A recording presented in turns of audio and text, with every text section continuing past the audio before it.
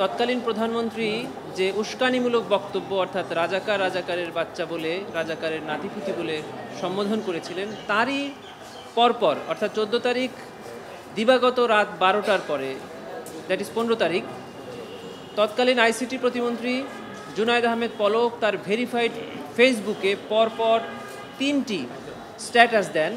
সেখানে তিনি এই আন্দোলনকারীদেরকে আবারও রাজাকারের নাতিপুতি এই ধরনের কথা বলেন এবং বলেন যে তাদের এই দেশে থাকার কোনো অধিকার নেই, পাকিস্তানি বাহিনীদের মতো তাদেরকে সাথে তুলনা করেন। এই ধরনের উস্কানিমূলক বক্তব্যের পরিপ্রেক্ষিতে 15 তারিখ ঢাকা বিশ্ববিদ্যালয়ে ছাত্রলীগ যুবলীগ হামলা করে, 16 তারিখে আবু সাঈদ শহীদ হন এবং সারা বাংলাদেশে মানবতা বিরোধী অপরাধ সংঘটিত হয়। এটি হলো প্রথম অভিযোগ। আরেকটি অভিযোগ হলো জুলাই গণ অভ্যুত্থান চলাকালে যে লেথাল উইপন অর্থাৎ মারণাস্ত্র ব্যবহার করে আন্দোলনরত ছাত্র জনতাকে হত্যার নির্দেশ তৎকালীন প্রধানমন্ত্রী দিয়েছিলেন। সেই হত্যার নির্দেশ কার্যকর করার জন্য সজীব ওয়াজেদ জয়ের পরামর্শে তৎকালীন আইসিটি প্রতিমন্ত্রী জুনায়েদ আহমেদ পলক ইন্টারনেট পরিষেবা প্রথমে স্লো করে দেন, এরপরে সম্পূর্ণরূপে বন্ধ করে হত্যা এবং নির্যাতনের তথ্য আড়াল করে এই হত্যাযজ্ঞ পরিচালনায় সহায়তা এবং সম্পৃক্ততা থেকেছে এবং যারই প্রেক্ষিতে ঢাকা শহর সহ দেশের বিভিন্ন স্থানে অসংখ্য ছাত্র জনতা নিহত হয়েছে। এই ছিল আমাদের প্রথম ফরমাল চার্জের অভিযোগ। আরেকটি অভিযোগ ওখানেই ছিল, সেটা হলো যে এই যে হত্যাযজ্ঞ পরিচালিত হয়েছে ইন্টারনেট শাটডাউনের মাধ্যমে, এই হত্যাযজ্ঞ যারা করেছেন ফিল্ডে থেকে তাদের বিরুদ্ধে ওনারা কোনো ব্যবস্থা নেননি এবং এই অপরাধ সংগঠনে কোনো বাধা প্রদান ওনারা করেননি। That is failure to prevent the commission of offence. এই অভিযোগ আনা হয়েছে ওনাদের দুজনের বিরুদ্ধে। আরেকটি ফরমাল চার্জ আমরা দাখিল করেছিলাম। সেই ফরমাল চার্জে দুজন অভিযুক্ত, একজন হলেন তৎকালীন আইনমন্ত্রী জনাব আনিসুল হক সাহেব, আরেকজন হলেন তৎকালীন বেসামরিক বিষয়ক প্রধানমন্ত্রীর উপদেষ্টা জনাব সালমান ফজলুর রহমান সাহেব। এই দুজনের বিরুদ্ধে অভিযোগ হলো যে ওনারা জুলাই গণ অভ্যুত্থান চলাকালে একটা ফোনে কথোপকথন করেন।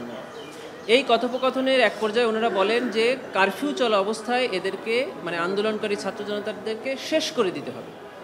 19 তারিখে ওনাদের এই বক্তব্যের প্রেক্ষিতে 20 তারিখ এবং তার পরবর্তীতে ঢাকা শহর সহ দেশের বিভিন্ন স্থানে ছাত্র জনতাকে নির্বিচারে গুলি করে হত্যা করা হয়। এই হত্যাকাণ্ডে ওনাদের এই সকল বক্তব্য উস্কানিমূলকভাবে ব্যবহৃত হয়েছে, সহায়তা প্রদান করেছেন এবং ওনারা সম্পৃক্ত থেকেছেন।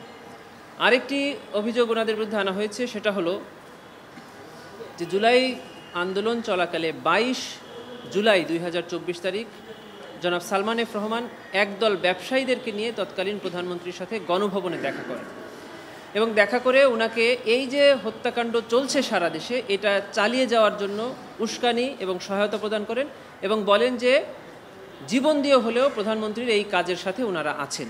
এই সকল বক্তব্য এবং কার্যক্রমের মাধ্যমে ওনারা এই মানবতা বিরোধী অপরাধের সংগঠনে সহায়তা এবং সম্পৃক্ততা থেকেছেন। জনাব আনিসুল হক সাহেবের বিরুদ্ধে একটা অভিযোগ আনা হয়েছে যে জুলাই আন্দোলন চলাকালে আন্দোলনকারীদেরকে আসামি করে মিথ্যা মামলা দায়ের করা হয়েছিল 286টি, যে মামলাগুলোতে আসামি ছিল 4.5 লক্ষ আন্দোলনরত ছাত্র জনতা। এই মিথ্যা মামলার মাধ্যমে তাদেরকে অবৈধভাবে গ্রেফতার করে আটক রেখে তাদের উপরে হেফাজতে নির্যাতন করা হয়। এই অভিযোগও তাদের বিরুদ্ধে আনা হয়েছে। এই দুটি ফরমাল চার্জের ভিত্তিতে ট্রাইব্যুনাল 4 জনের বিরুদ্ধেই আন্তর্জাতিক অপরাধ ট্রাইব্যুনাল আইনের 3-এর 2, 4-এর 1, 2 এবং 3 ধারার অভিযোগ আমলে গ্রহণ করেছে এবং এই 4 জনের মধ্যে একজন পলাতক আছেন জনাব সজীব আহমেদ ওয়াজেদ জয়, উনার বিরুদ্ধে গ্রেফতারি পরোয়ানা জারি করেছেন এবং বাকি যে 3 জন আসামি জনাব জুনায়েদ আহমেদ পলক, জনাব আনিসুল হক এবং জনাব সালমান ফজলুর রহমান, এই 3 জনের বিরুদ্ধে প্রোডাকশন ওয়ারেন্টের আদেশ দিয়েছেন। আগামী 10 ডিসেম্বর 2025 তারিখে তাদেরকে ট্রাইব্যুনালে উপস্থাপন করার জন্য এবং যিনি পলাতক আছেন তার এগেনস্টে execution of the warrant of অ্যারেস্টের রিপোর্ট চেয়ে আদেশ প্রদান করেছে। এই ছিল আজকের প্রসিডিংস। আন্তর্জাতিক অপরাধ ট্রাইব্যুনাল আইনের 3-এর 1 ধারায় পরিষ্কার করে বলা আছে যে বাংলাদেশের নাগরিক বাংলাদেশের থেকে অথবা বাংলাদেশের বাইরে থেকে যদি ক্রাইমস এগেনস্ট হিউম্যানিটি করেন তাহলে তাকে এই ট্রাইব্যুনাল প্রসিকিউট করতে পারবে। বাংলাদেশের নাগরিক নন এমন ব্যক্তি যদি বাংলাদেশের থেকে অপরাধ সংগঠন করেন তাকেও ট্রাইব্যুনাল প্রসিকিউট করতে পারবে। এটি ট্রাইব্যুনালে 73 থেকেই আছে যে বাংলাদেশে উপস্থিত না থেকেও বাংলাদেশের বাইরে থেকে এই অপরাধ সংগঠন করা যায়। উনি দেশে থাকেন অথবা দেশের বাইরে থাকেন, উনি তৎকালীন প্রধানমন্ত্রীর উপদেষ্টা ছিলেন। এবং আরও দুইটি জিনিস আমরা দেখেছি, সেটা হলো জনাব সালমান এফ রহমানের সাথে শেখ রেহানার একটি মোবাইল কথোপকথন 5 তারিখে, যেটা তদন্তকারী সংস্থা পেয়েছে। সেখানে দেখা যাচ্ছে যে শেখ রেহানা বলছেন যে আপনি জয়ের কথা শোনেন, জয়ের কথা অনুযায়ী আপনি চলে যান। শুধু তাই নয়, আমরা 5 তারিখে গণভবনে শেখ হাসিনার সাথে যে রিপোর্ট আমরা পেয়েছি, সেখানে পুলিশ এবং আর্মি যখন তাকে পদত্যাগ করতে বলছেন, উনি পদত্যাগে রাজি হচ্ছে না, তখন জয়ের সাথে কথা বলে উনি পদত্যাগ করতে রাজি হন। তার মানে আমরা দেখাতে চাচ্ছি যে প্রধানমন্ত্রীর উপদেষ্টা উনি ছিলেন এবং উনি সকল ক্ষেত্রে সজীব ওয়াজেদ জয়ের উপদেশ গ্রহণ করে এই সকল কার্যক্রম এবং পদক্ষেপ গ্রহণ করতেন।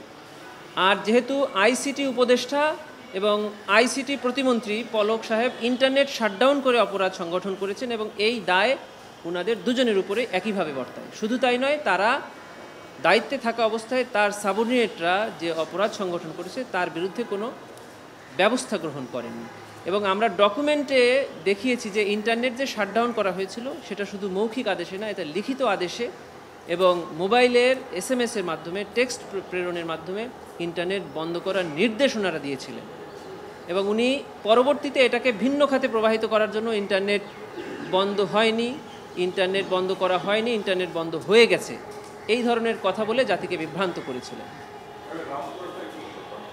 রামপুরায় আপনারা জানেন যে 28 জনকে জুলাই গণঅভ্যুত্থান চলাকালে বিজিবি এবং পুলিশ এবং র্যাব কর্তৃক যে হত্যাকাণ্ড চালানো হয়েছিল তার জন্য 4 জন আসামির বিরুদ্ধে আজকে চার্জ হিয়ারিংয়ের ডেট ছিল। প্রসিকিউশনের পক্ষ থেকে চার্জ হিয়ারিং সমাপ্ত হয়েছে, আসামিদের পক্ষ থেকে তাদের ডিসচার্জ হিয়ারিংয়ের জন্য সময় প্রার্থনা করা হয়েছে। সেখানে 4 জন আসামি, 2 জন সাবেক সেনা কর্মকর্তা এবং 2 জন পুলিশ কর্মকর্তা, 2 জন উপস্থিত আছেন এবং 2 জন পলাতক আছেন। তাদের চার্জ গ্রহণ আজকে শেষ হয়েছে, সামনে আসামি পক্ষের চার্জ গ্রহণের দিন। আমরা তাদের বিরুদ্ধে 5টি অভিযোগে ফরমাল চার্জ দিয়েছি, ট্রাইব্যুনাল বিবেচনা করবেন।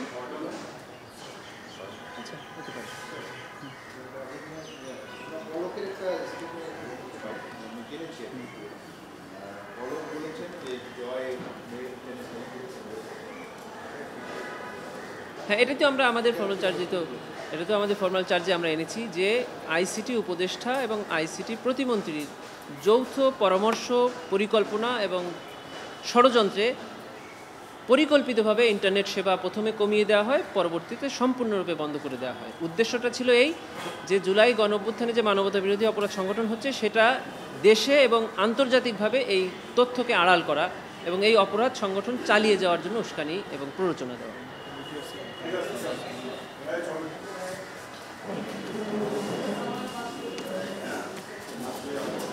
আর ফলো করবেন।